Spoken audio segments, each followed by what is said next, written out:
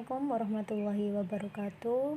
Salam sejahtera bagi kita semua. Selamat pagi. Semoga kalian pada pagi hari ini dalam keadaan sehat walafiat. Sebelumnya perkenalkan, nama saya Bu Winda. Saya guru pengampu mata pelajaran sejarah kelas 10 di semester 1. Pada pembelajaran pada pagi hari ini, materi yang akan kita pelajari yakni adalah kehidupan manusia dalam ruang dan waktu.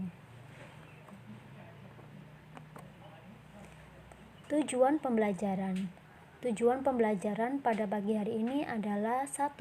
Menganalisis kehidupan manusia dalam ruang dan waktu. Yang kedua, menganalisis kehidupan manusia dalam perubahan dan waktu. Yang ketiga, menganalisis keterkaitan peristiwa sejarah tentang manusia di masa lalu untuk kehidupan sehari-hari. Selanjutnya, bab yang akan kita bahas yakni kehidupan manusia dalam ruang dan waktu.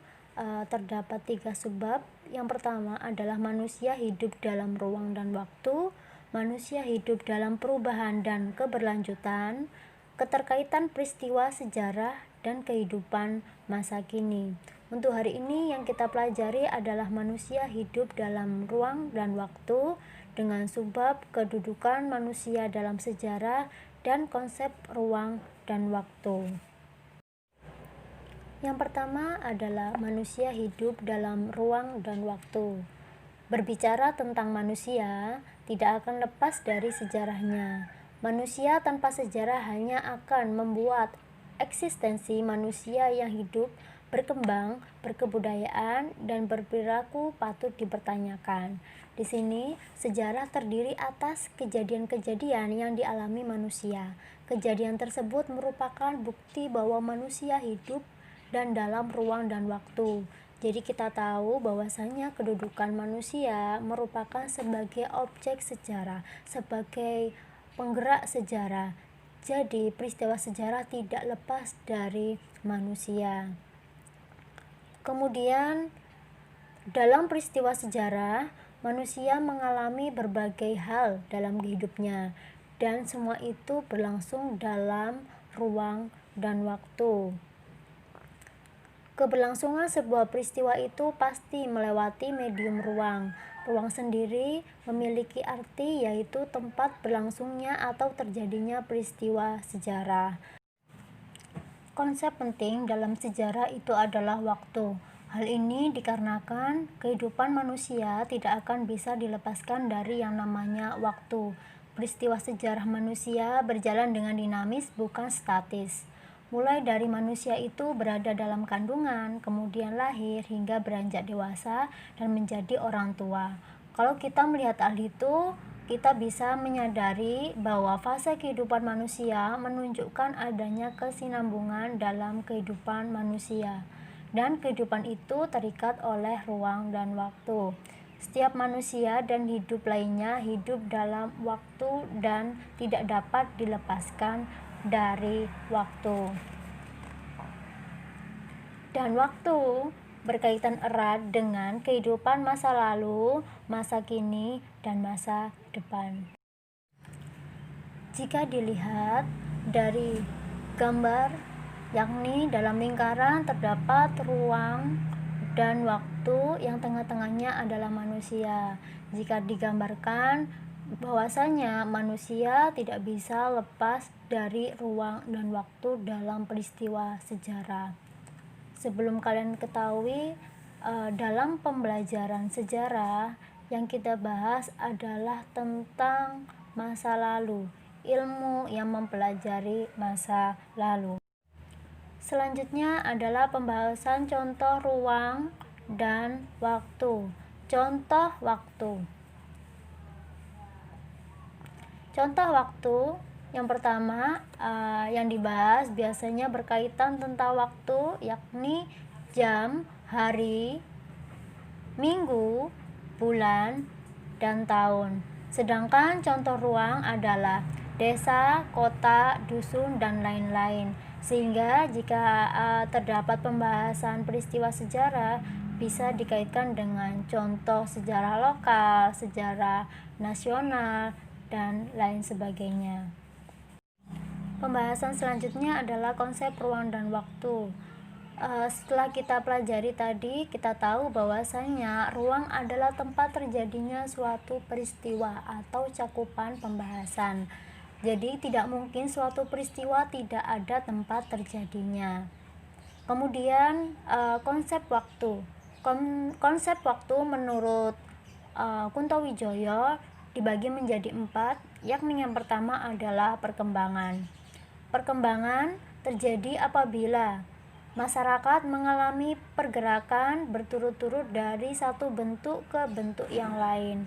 Contoh dari perkembangan, contohnya adalah perkembangan Jakarta, yang dahulunya Jakarta bernama Sunda Kelapa, kemudian berubah menjadi kota Jayakarta, kemudian berubah menjadi Batavia, hingga pada akhirnya berubah kembali menjadi kota benteng pada zaman Jan Pieterszoon, kemudian berubah menjadi Jakarta hingga sekarang. Selanjutnya yang kedua adalah kesinambungan. Kesinambungan terjadi apabila masyarakat tetap mengadopsi lembaga dan kebiasaan lama.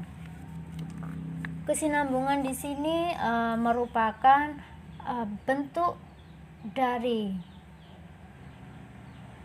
fenomena sosial dan budaya yang berkembang pada masa lalu. Contohnya adalah dari adanya pajak. Pajak pada zaman dahulu sudah diterapkan. Karena dirasa baik, pajak tersebut walaupun Indonesia sudah merdeka masih tetap diterapkan hingga sekarang guna untuk kebutuhan kas negara dan kebutuhan negara. Yang ketiga adalah pengulangan. Pengulangan terjadi apabila masa lalu terjadi lagi. Apakah kalian pernah mendengar pernyataan sejarah pasti berulang? Tentunya kalian pernah dong. Apakah peristiwa sejarah itu bisa berulang? Di sini menurut Kuntowijoyo, pengulangan dalam sejarah hanya sebatas pengulangan pada pola-pola peristiwanya. Sebuah peristiwa mempunyai kemiripan, tetapi aktor, kemudian tempat, kemudian waktu dan prosesnya berlangsung berbeda. Kemudian contoh dari pengulangan, misalnya saja yang lagi panas-panasnya topik adalah tentang virus corona. Apakah virus pada zaman dahulu atau pandemi pada zaman dahulu tidak ada? Sebenarnya ada. Contoh dari pandemi pada zaman dahulu 100 tahun sebelum pandemi virus corona adalah flu Spanyol yang mengakibatkan banyak korban jiwa, dan masyarakat pada waktu itu juga diterapkan yakni pembatasan sosial dengan cara menggunakan masker, dan ini menunjukkan hingga sekarang terbukti bahwa sejarah berulang. Terjadinya COVID, masyarakat saat ini dihimbau untuk menggunakan masker dan menerapkan social distancing. Yang keempat adalah perubahan. Perubahan terjadi apabila masyarakat mengalami pergeseran dan perkembangan. Fenomena perubahan dapat ditemukan dalam kehidupan masyarakat pada masa kini. Contohnya adalah sejak budaya K-pop masuk ke Indonesia atau budaya asing ke Indonesia pada awal dekade 2000-an, masyarakat Indonesia khususnya para remaja menyukai hal-hal yang berbau Korea, mulai dari pakaian, mulai dari musik hingga makanan. Budaya K-pop menjadi kiblat sebagian anak muda.